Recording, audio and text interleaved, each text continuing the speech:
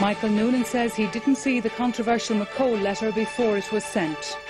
With more flooding in Tipperary and Wexford, Met Éireann says no change till Thursday.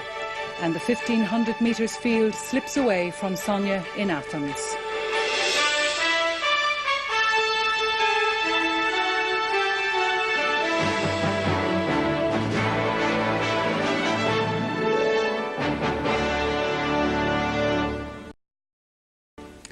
Good evening. Former Health Minister Michael Noonan has denied that he saw a controversial letter to the late Bridget McCole before it was sent.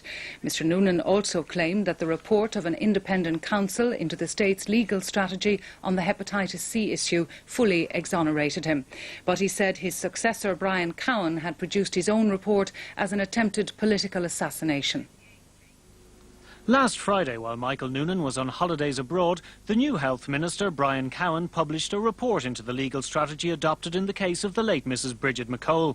She was one of 1,600 people infected with the hepatitis C virus through contaminated blood products supplied by the Blood Transfusion Service Board. Mrs McCole sued the BTSB, the National Drugs Advisory Board, and the state, seeking damages, but settled her case shortly before her death last October. Her family were not happy with the subsequent tribunal which investigated the hepatitis C scandal because it didn't inquire into the legal strategy adopted in the McCole case. Minister Cowan's report revealed that as early as April 1995, 2 months before Mrs McCole started legal proceedings, the government was advised by the Attorney-General that the BTSB was liable for infecting people.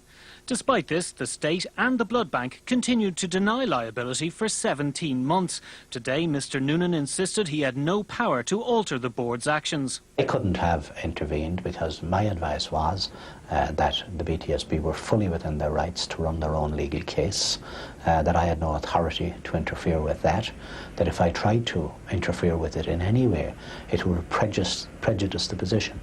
One of the most serious accusations in Minister Cowan's report related to a controversial letter sent by the BTSB to Mrs McCole's legal team on September 20th. This admitted liability for the first time, but only for compensatory damages. It warned that if Mrs McCole persisted in seeking a higher level of compensation, known as aggravated damages, she could bear all the legal costs for both sides if she lost her case. Mr Cowan's report stated that Mr Noonan was shown this letter in advance of it being sent and that no alteration was made following the Minister's review of the letter. A handwritten Department of Health note to the Secretary of the Department says that BTSB Council has advised that the letter be issued not later than Thursday next, unless the Minister disagrees.